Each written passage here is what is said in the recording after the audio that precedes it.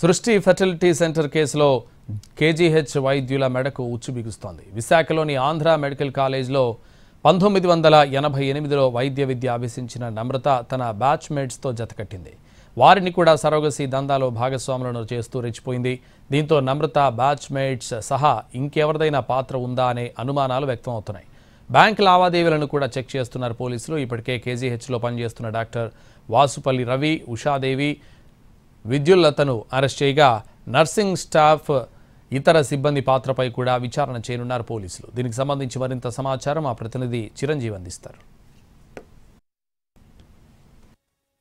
రాష్ట్రాల్లో సంచలనం సృష్టించినటువంటి సృష్టి ఫెర్టిలిటీ సెంటర్ ఈ అరాచకాలన్నీ కూడా ఒక్కొక్కటిగా బయటకు వస్తున్నాయి. తీగలాగితే డొంకలన్నీ కూడా కదులుతున్నాయి. ముఖ్యంగా విశాఖ కేంద్రంగానే ఈ సృష్టి ఫెర్టిలిటీ సెంటర్లో భారీ ఎత్తున సరోగసి పేరుతో పిల్లల విక్రయాలన్నీ కూడా జరిగాయి.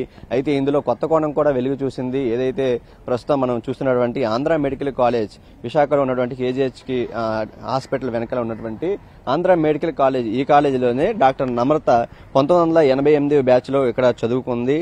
ఈవిడతో పాటు ప్రస్తుతం ఈ విశాఖ కేజీహెచ్లోనే ఏఎంసీలోనే చదువుకున్నటువంటి ఎవరైతే డాక్టర్ రవి, అదేవిధంగా ఉషాదేవి, విద్యుల్లత, ఈ ముగ్గురు కూడా నమ్రతతో పాటే బ్యాచ్మేట్స్ గా తెలుస్తుంది. అయితే ముఖ్యంగా ఈ నమ్రత తన బ్యాచ్మేట్స్ నే వాళ్ళందరినీ కూడా స్నేహం పెట్టుకుని వాళ్ళ స్నేహం ముసుగులో ఈ విధంగా ఇటువంటి అరాచకాలన్నిటి కూడా పాల్పడుతున్నట్టు తెలుస్తుంది. ఏదైతే ఈ కేసుకు సంబంధించి మొదటి నుంచి కూడా ఒక బిడ్డను వాళ్ళు పుట్టినటువంటి బిడ్డగా చెప్పేసి 30 నుండి 60 లక్షల వరకు కూడా వాళ్ళ దగ్గర నుంచి డిమాండ్ చేసిన ఘటనతో ఈ విషయం అంతా కూడా వెలుగు చూసింది. ప్రస్తుతానికి అయితే 1988 బ్యాచ్ ఎవరైతే ఈ నమ్రతతో పాటు డాక్టర్ నమ్రతతో పాటు చదువుకున్నారో వారి పాత్ర మీద కూడా పోలీసులు ఆరా తీస్తున్నారు. దాంతోపాటు రీసెంట్ గా పట్టుబడినటువంటి ఈ కేసుకు సంబంధించి అరెస్ట్ చేసినటువంటి ముగ్గురు డాక్టర్లు, డాక్టర్ రవి, అదేవిధంగా ఉషాదేవి, విద్యుల్లత, ఈ ముగ్గురు పాత్ర మీద కూడా ప్రస్తుతం పోలీసులు అనేక దర్యాప్తు చేస్తున్నారు. వాళ్ళ యొక్క కాల్ డేటా అవ్వచ్చు, వాళ్ళ చేసినటువంటి ట్రాన్సాక్షన్స్, ఫైనాన్షియల్ ట్రాన్సాక్షన్స్, అవన్నీ కూడా బ్యాంక్ అకౌంట్స్ అన్ని కూడా చెక్ చేసుకున్నటువంటి పరిస్థితి కనిపిస్తుంది. ముఖ్యంగా చూసుకుంటే ప్రస్తుతం ఈ కేసులో మరిన్ని అప్డేట్స్ కూడా జరుగుతున్నాయి. ఏదైతే సిబిఐ, ఈడీ ఇవి కూడా ఎంట్రీ ఇచ్చే అవకాశం కూడా కనిపిస్తున్నాయి. ఎందుకంటే ఇందులో చాలా వరకు వైద్యుల పాత్ర ఉన్నట్లు కూడా తెలుస్తుంది. కేవలం వైద్యులు వాళ్ళ బ్యాచ్మేట్సే కాకుండా ఇక్కడ పనిచేస్తున్నటువంటి సిబ్బంది, నర్సుల పాత్ర మీద కూడా అనేక అనుమానాలు వ్యక్తమవుతున్నాయి. ముఖ్యంగా చూసుకుంటే విశాఖ కేంద్రంగా నడుస్తున్నటువంటి సృష్టి ఫెర్టిలిటీ సెంటర్ 2023లోనే దీని యొక్క లైసెన్స్ పూర్తి అయిపోయినప్పటికీ 2 సంవత్సరాలుగా గుట్టు చప్పుడు కాకుండా భారీ ఎత్తున ఇక్కడ సరోగసి సేవలన్నీ కూడా జరుగుతున్నట్లు తెలుస్తుంది. ఇంత జరుగుతున్నా సరే మరి విశాఖపట్నంకి చెందినటువంటి జిల్లా వైద్య ఆరోగ్య అధికారులు ఎందుకు దీని మీద దృష్టి పెట్టలేకపోయారు, మరి వాళ్ళకి ఎందుకు అంత నెగ్లిజెన్స్ కనిపించింది అనేది కూడా ఆ పాత్రల మీద కూడా ప్రస్తుతానికి అయితే అధికారులు విచారించే అవకాశం ఉంటుంది. ప్రస్తుతానికి పోలీసులు అయితే పలువురిని అరెస్ట్ చేయడం జరిగింది. మరికొన్ని అరెస్టులు కూడా జరిగే అవకాశం కనిపిస్తుంది. తీగిలాగితే డొంకలన్నీ కూడా కదులుతున్నాయి.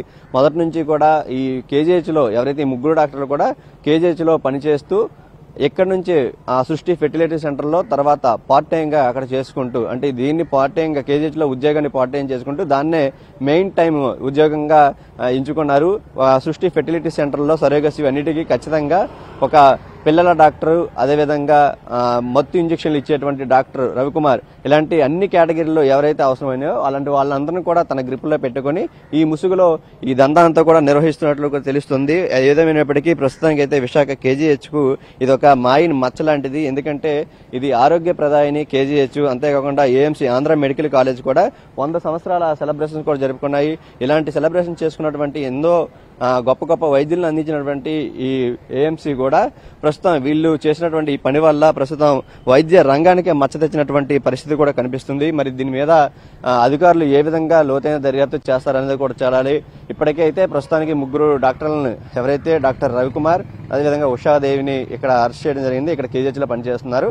తర్వాత విద్యుల్లత కూడా శ్రీకాకుళంలో పనిచేస్తున్నట్లు తెలుస్తుంది. అయితే ఎన్టీవీ చేతికి కూడా ప్రస్తుతానికి ఆ బ్యాచ్కి సంబంధించినటువంటి ఎవరైతే నమ్రత ఉందో ఆ డాక్టర్ నమ్రత ఆ ఫొటోస్ కూడా మనకి వచ్చి రావడం జరిగింది. తర్వాత వాళ్ళ బ్యాచ్మేట్స్ అందరిని కూడా పోలీసులు మరి ఎంక్వైరీ చేసే అవకాశం ఉంది. ఇందులో ముఖ్యమైన విషయం ఏంటంటే కొంతమంది ఈ విషయం బయటకు వచ్చిన తర్వాత ఫోన్లు కూడా స్విచ్ ఆఫ్ చేసినట్టు తెలుస్తుంది. దీంతో పోలీసుల అనుమానాలు కూడా బలపడుతున్నాయి. మరి లోతైన విచారణ జరిపితే దీని వెనక ఉన్నటువంటి అసలు ముఠా కూడా ఇంకా బయటకు వచ్చే అవకాశం అయితే కనిపిస్తుంది. కెమెరామెన్ రవితో Chiranjeevi, NTV, Andhra medical college నుంచి.